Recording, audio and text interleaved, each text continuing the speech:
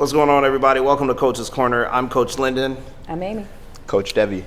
And we are here to help you change your relationship with food and fitness. We're going to share some of the things that we experience in space, talk about a couple different topics, and hopefully you learn something as you listen. Don't forget to hit that like button, hit that notification button, and subscribe. And make sure you share this with friends and family. Again, we do this to help all of you. All right? So I thought we would talk about, I literally left my phone to this side because my phone's the one that's always doggone ringing. And I didn't want it to ring in the middle. So I wanted to talk about giving thanks, being thankful.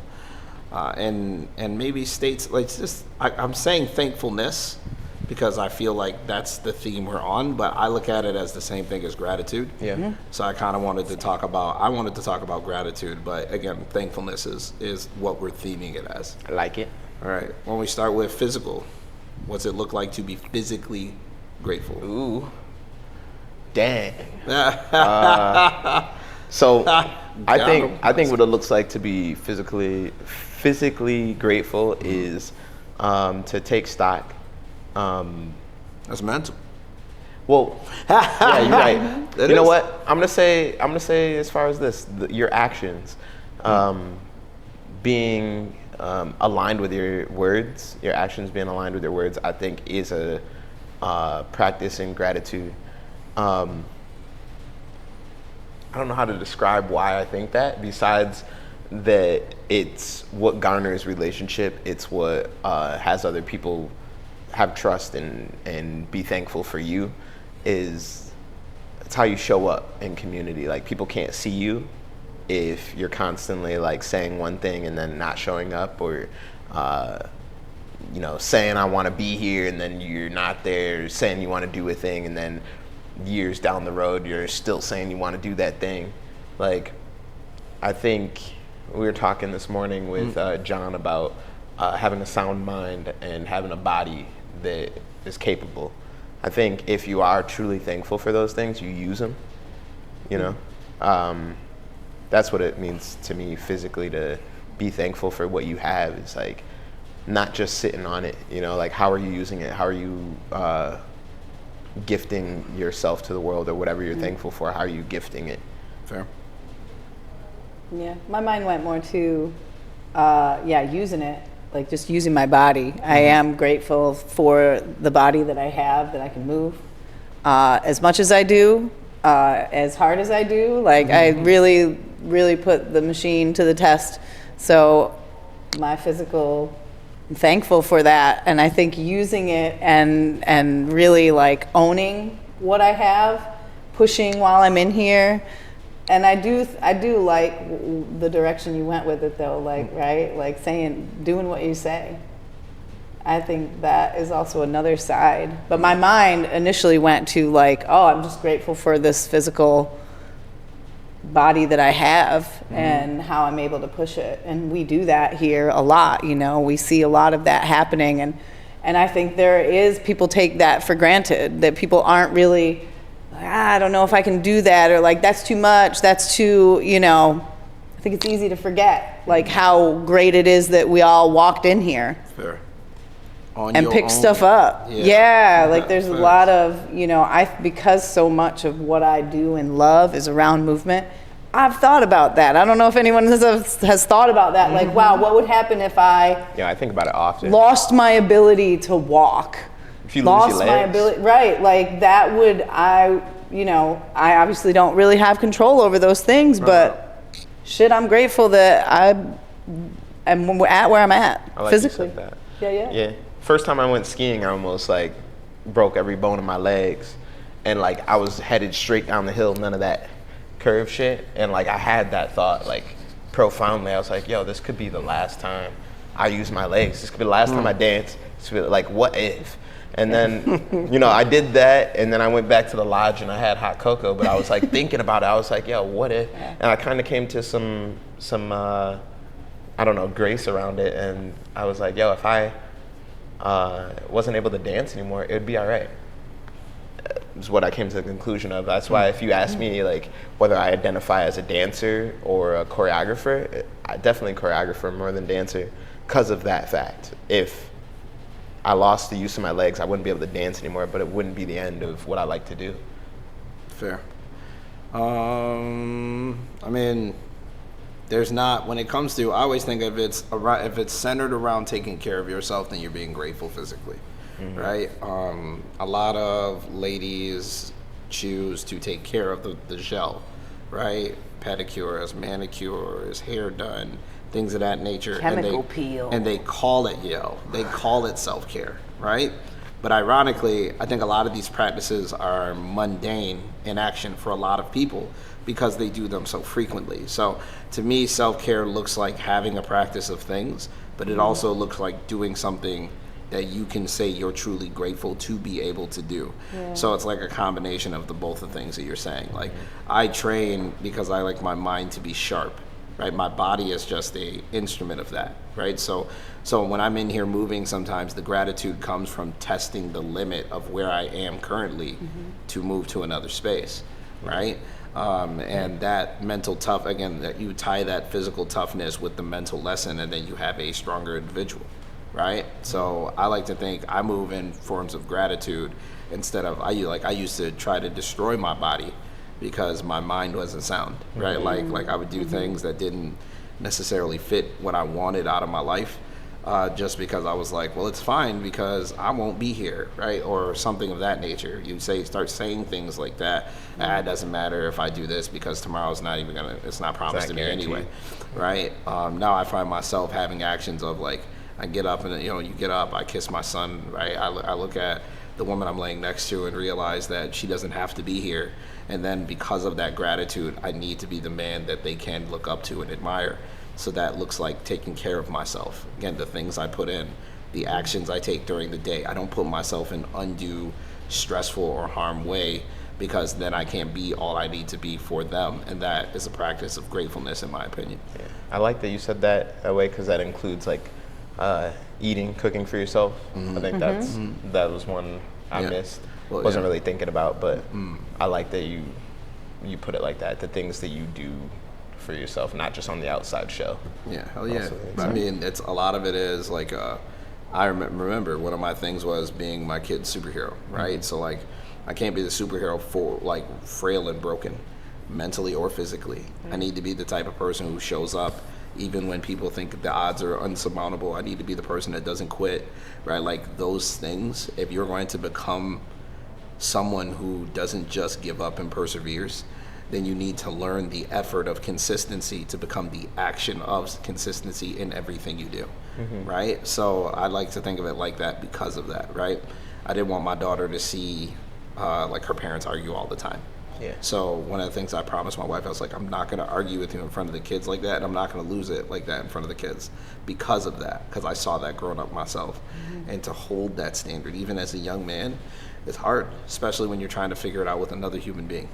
So that was how I it became, again, it was the pursuit of what I'd like to think of as strength, right? And then using that to turn into who I would be, right? So yeah, that's what it was for me. We might as well go on to mental because it's tied, as all of it is, ironically. But I would say mentally, like there were plenty of times where I wanted to, like I didn't want to go or I didn't want to do something. It's kind of, that's actually the reason we're doing the 75 hard right now, is there's going to be plenty of moments where it's easier to just phone it in and then do it the next day.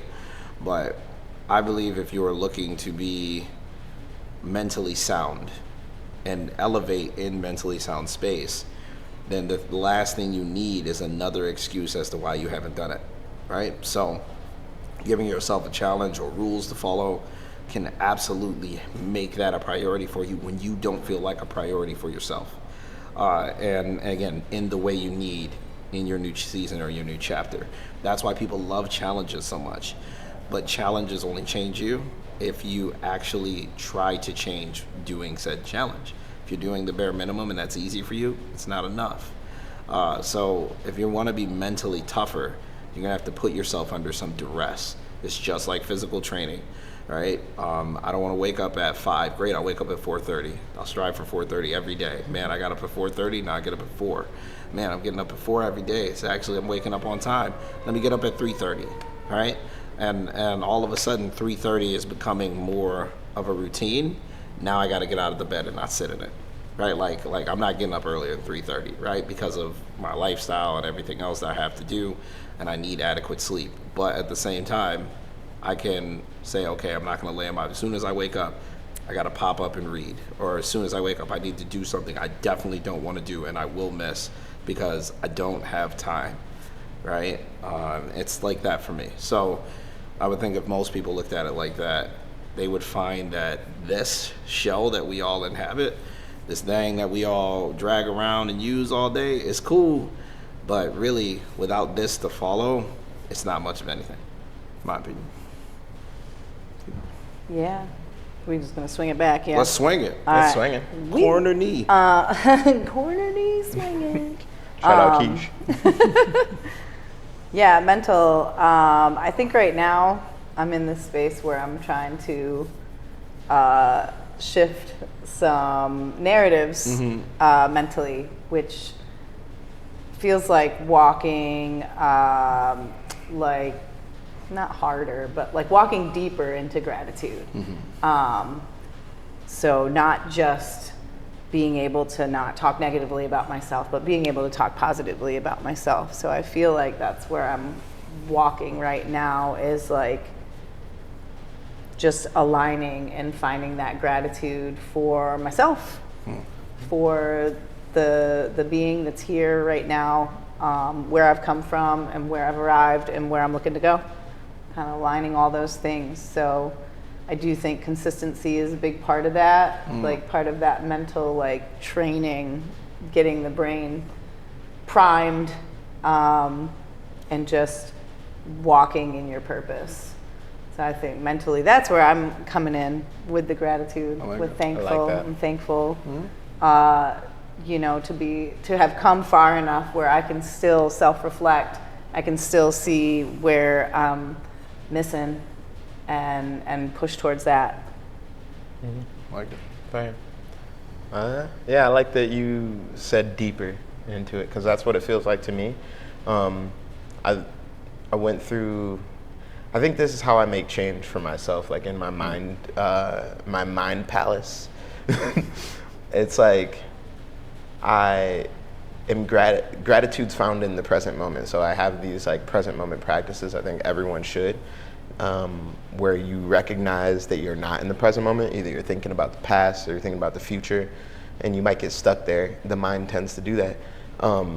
Having a practice that grounds you right here in the present moment. And a lot of the time it's just like looking around and seeing what you see, because for me, that's how it starts. You know, it starts shallow. You know, gratitude always starts like this surface level. Well, I'm grateful that I've got this clean water here. You know, like something stupid, but it's not stupid. You know, like if you really think deep about how much work goes into you having a glass of clean water here in America, there's a lot to be grateful for there. There's a lot of shit that people don't have access to. And We don't even think about it. yeah, and you could go up your whole day like just feeling like, I don't understand why I'm here. Like, I don't know what this shit is all about. You know, like, this feels horrible. All of those things are you not living in the present moment, because the literal present moment is not bad. It's beautiful. You know, like, if you think about what could happen based off of the present moment, then yeah, it could be bad. You know, if you think about what had happened before and what might happen again, yeah, it's gonna look bad. But in the present moment, it's like you're full of abundance and there's like so much to be grateful for. So it does feel like going deeper into this, like, all right, I'm grateful for this water. I'm grateful for the body this water is going into. You know, like, I'm grateful for the capability of this body. Like, that's the mental thing that I like to do that keeps me present, which also keeps me grateful. You were talking about like not just talking negative, but also being able to talk positive. And I think a lot of the time making that switch feels like aggy or extra, you know, like you doing too much. And that's what I like encourage you to lean into, because like that's what I have to lean into, is remember that my imagination back as a kid was too much. It was aggy, you know, it was like over the top. And what you think is over the top is actually where you need to be to create change and to actually show your authentic self. So like, when you talk gratitude over yourself, it may start out small, but try to make it billow, you know, like try to be like, yo, I'm dope as fuck, I'm sexy as hell, you know, like whatever it is that you feel you may, like that's too much, you know, like try to get there and in an authentic space, you know, it's kind of an experiment. And the more you do it, the more it turns out it's true. Turns out you are all those things. That's what's happening today. We're starting this challenge. I didn't start yesterday. So yeah, I've got 10 minutes of positive self-talk coming up Oh, yeah, today. the billow. Yo, I'm like, Choo-choo. okay, I guess I just like put on a timer. Just start spitting. Just pull out the mic. Rapid. Hey, yo, Yeah, I haven't done it yet. I'm hot but, like a stainless steel pot Oh, sitting on a stove. I don't know. Just spitting. Said that was the start of the bar. Yeah. All right. Spiritual. Yeah, Since I actually we're- wanted to tackle that before we moved in. Okay. So I actually don't look at it as deeper. Like, and I think a lot of it has to do with the process of healing for a lot of people. They got it fucked up, in my opinion. And I'm starting, the more I learn, the more I'm like, yeah, people got it fucked up, right? Like they think that healing has to happen with others. I think it can be a catalyst of healing to happen with others, but again, the healing has to be done internally. So to dig through the things that you need to either identify, to release, or to own is to dig deeper.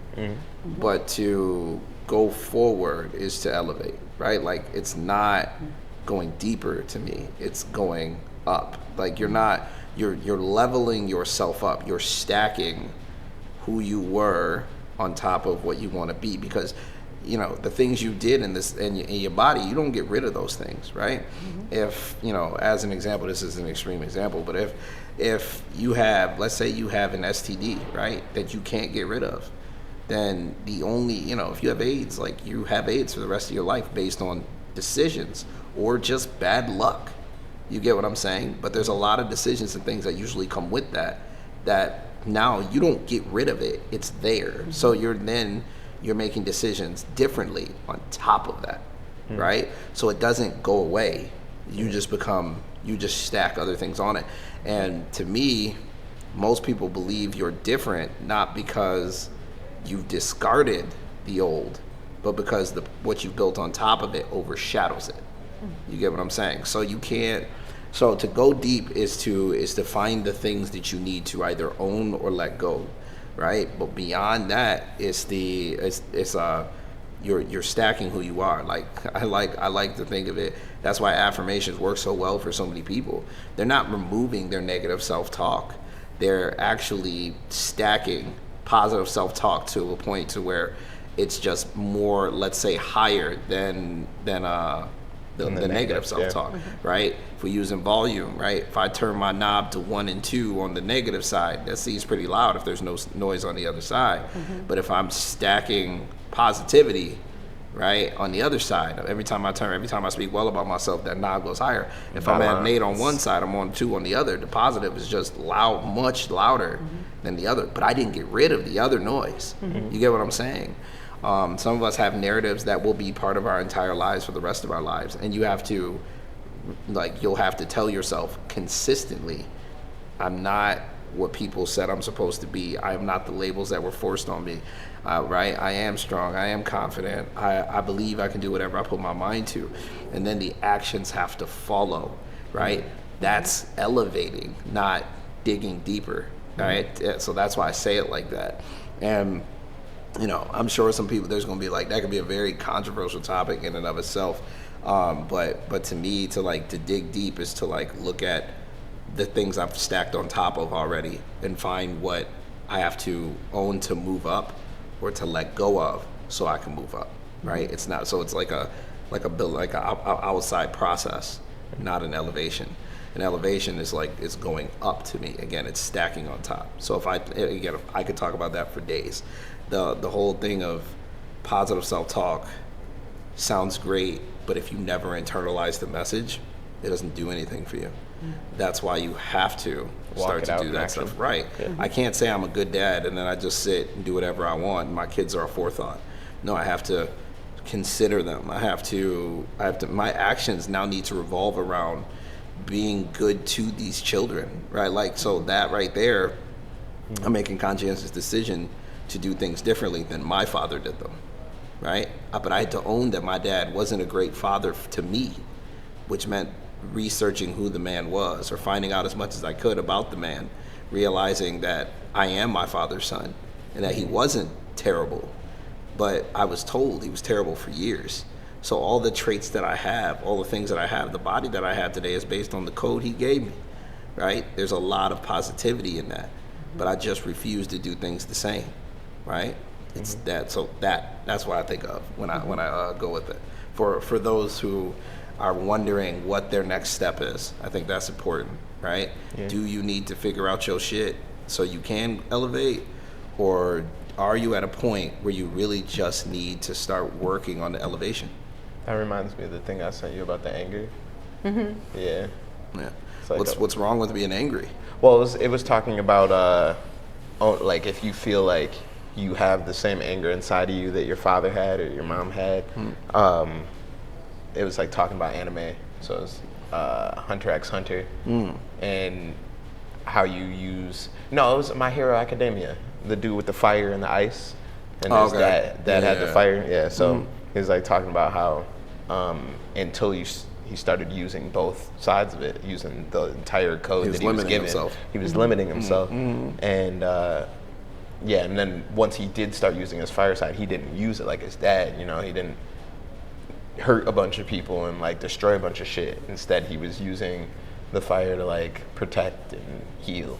Yeah, it was like, so whatever your thing is that you have from your childhood, it's like it's yours to use however you want, whether you have a negative light around it or not. Yeah, that's the biggest part. The biggest part when it comes to self-healing in general, I think the biggest part is realizing the key word is not healing itself, right? And if you start there, then you can work on the healing aspects, right? I was just talking about we were just reading the Body Keep Score, right? So they're talking about the process of Ubuntu, right? Like Ubuntu is it's really realizing that everyone's human. It's not a very hard concept to understand at all. You're human, I'm human. I deserve to be treated fairly because of that. That's a general concept. That is a concept that was being used in Africa for centuries, right? Which is why when you go to other places and you see community, it's because people are treating people as people, right? It's not, no one's property, no one's better than anyone else in that regard. You may have more, but that doesn't make you better. You just have more. As a matter of fact, again, the wealthiest person in most of those spaces has the least, because they've given it away, because they've shared it with the community, because they're utilizing their skills to build the next generation. And you can see it across the world. It's not unique to a certain culture of people. It's unique to a certain type of people, right? So that type of stuff kind of changes how I look at it, which is why, again, diving deep is fine, but I think to truly elevate, you're not looking to dive deep unless you're processing things. Now you're looking to, okay, I understand that I am the type of person, as an example for myself, I'm the type of person who can hold down the fort for multiple people, right? That's fine. I can put the troubles and woes on my back and I can keep moving forward. But who I do that for changes where we all go. If I'm doing that for, let's say client number one, and they don't want to change and they have no intention of being better, and then client number two wants to change, but I'm not giving them guidance because I'm stuck on one, well then I've made the mistake, right? I've made the mistake because now the person who needs to be led, it would benefit us being led, isn't the person I'm leading. So I just think about it like that. Again, your gifts are your gifts. They're not taken from you. You just don't, you maybe have covered them with your stuff, which is why you dive deeper. But again, If you know what your gifts are, now you got to use them. Now you got to discern how you use them. You got to build your discernment. You got to build your things, and that right there will change everything, how you look, move, and feel. I keep looking because y'all look. Yeah, her car just messed up. I was like, It's all good. So yeah, I think of it like that. But we were supposed to cover spiritual as well. well, we already here, so we might as well just send it back. All right, so just dive into it. Okay, Yeah. Spiritually, is there kids getting out? There is kids getting out. That might be the lady who I'm supposed to meet with. Spiritually, to dive deeper is to rediscover your fundamental self. Okay, so diving deeper, discovering your fundamental self is the name of the game when it comes to like depth, right? You cover it with all your hurts, your pains, whatever you deal with, and then from there, like again, I want to elevate. So I understand that Child Linda's curiosity wasn't a problem. Child Linda's curiosity was the thing that fueled his ability to learn at the level he learns at, right? My desire to I talk about it all the time when it comes to my wife, right? And yeah, I'm gonna have to halfway stop. Hey, we got all the chairs over here. We're just finishing up a little chat. Hello. And we'll be right with you. Hey, little buddy.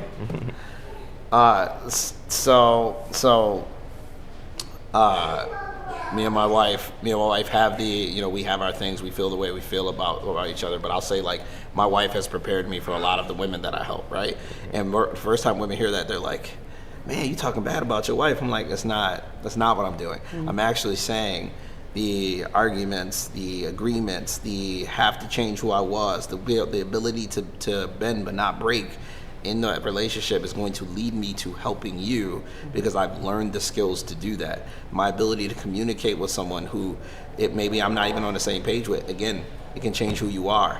So I think of it like that, and that's what really dives it for me. So again, if you can discover who you are on a fundamental level, then you have a chance to use that fundamental self to grow to whoever you want to be, right? And again, be honest with what that is. What's your skill set, right? Like, who are you really? And that's how you get it. And again, if you don't know that, then then again, what's fundamentally you? How can you use it?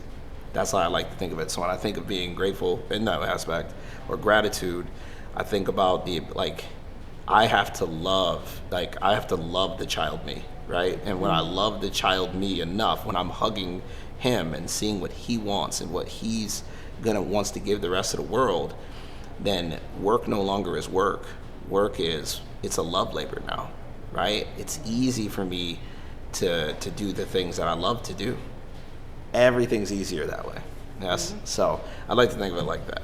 Yes, please. Yeah. I like bringing up the inner child because I think that's like when I initially heard about inner child work, I was just like, Same. I was not ready. Same. When it came up, and I actually read Thich Nhat Hanh's Reconciliation. Okay. I started it, and I was like, yeah, I'm not here. I'm not here right now, right? I was not at that space where I could be like, let's, maybe have some forgiveness on one side of this and also work with the hurt on the other side. It does take a certain amount of time. And I do think the connection to source is a big part of that. Being able to let go, being able to forgive somebody for not having what they needed to be a better, parent. And so I think, now that I'm able to do that work, now that I am able to connect with, kid Amy and listen to her or even hold space for her, cry for her, like it's much easier. I think it's moving through those consciousness levels, where it's like not like happening to me, right? Or like by me. You're really getting to that through section, right? Heading towards as, because it is much easier now for me to talk about that and to not feel anger towards the people that I didn't feel safe with. Fair.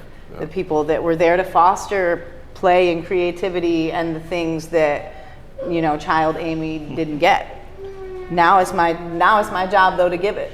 Fair. And I think that can feel overwhelming, but I feel gratitude for that now. I do feel thankful for that ability, like what I came from, what I carry with me, how all that shaped me, and where I'm at today, being able to say, hey, we want to cry about that, let's go, it's fine, you know. But there's so many pieces of me that came from those ugly parts, if that's what we want to call them, the less desirable portions. I can't deny those things, but I can be grateful for those now.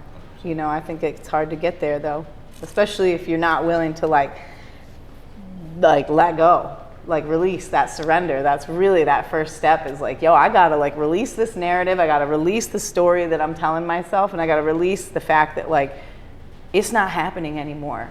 And now it's actually my responsibility to deal with it. I like that. I love that. Yeah, what's this what is it that you Yeah, I gotta see this book. Titting man. on top. I was like, I didn't know this one. He died recently though, Did he? right? Oh. I'm pretty sure in the past couple of years. I haven't I read don't know. that one. Somebody figure that out. Nah. We can Google it. Yeah, we'll Google it. But yeah, he Yeah, I has like a ton of books out there, like a lot of literature out there. I'm gonna look it up while you Fair. talk. Go for it. I was I am just gonna saying I like halfway the disappear. Yeah, that's all right. the forgiveness on one side and working with hurt on the other. I think that brought up for me the forgiveness portion. I think I'm very connected to. You know, like I think I've had to forgive a lot of people in my life just to move forward. Like it's one of those things that I think I'm very practiced at out of necessity. You know, like the way that I grew up, I felt that was my only way to survive, was to not hold on to the thing and to find forgiveness in any way that I could. And I think it ended up my mind making connection to what Lynn was talking about, how, I forget what the name of it was, but recognizing that other humans are humans, you know? Ubuntu, yeah. I think that's where my forgiveness comes from, is people hear me talk about it all the time, you hear me talk about it. Whenever I look at anything that anyone does or acts or feels, I empathize by going inside of myself and being like, yo, where it's that one time where I felt that way, or that one time where I acted like shit because I felt that way, or that one time I like hurt somebody and I didn't really mean to, or I didn't feel bad about hurting them in the moment. I did mean to, it was intentional, and then later on, how do I feel about it? You know, like all of those things I search for in myself, and it won't say immediate, it's like, for me it feels immediate because it was a survival mechanism, but like my brain goes there and finds forgiveness first before I fully feel my hurt. And that's why I think that was interesting, is like the other side of the coin is like, now I'm learning how to feel my negative feelings, you know, like feel them deeply and also maintain the perspective that I have forgiveness for any of the hurt that someone causes me, because did they do it intentionally? Did they do it unintentionally? Does it even matter? You know, like the way that they grew up is the only way they know how to operate. So the way I grew up, brushing paths with the way that they grew up, and it causing hurt on either side, is like how it was meant to be. And I kind of find forgiveness in that, and like I tell myself this all the time, no one learned anything without pain, or no one learned any lesson without uncomfortability. Yeah. And I think that's how you get to learn the lessons, is by bumping up with other people's, the way they grew up. You know, the only lens that they have not matching up with your lens, there's gonna be some hurt sometimes, and those are the areas where you can correct, you know, you can work on in yourself so that you can stay in community. Yeah. And I think that's the gratitude spiritually. It's like, can I stay in community with these other humans who didn't grow up the same way as me? Conflict Yeah. and community. Conflict and community. Yeah, There's common gratitude theme in here. that. Yeah, Common yeah. theme here. That's all I got to say on it. Like, I think you bringing that up brought that up for me. Yeah. So, Yeah, I'm gonna close it down because Lynn had to meet with someone who walked in the door. So I'm gonna close it out.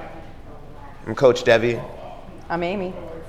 Coach Lynn's over there. And like we said before, if you like the podcast, please like, subscribe, hit the notification button so you know when the next one's coming up. Share it. Share it and comment, engage on that thing. Yeah. All right? That's it. We'll catch you next time. Deuces. Peace.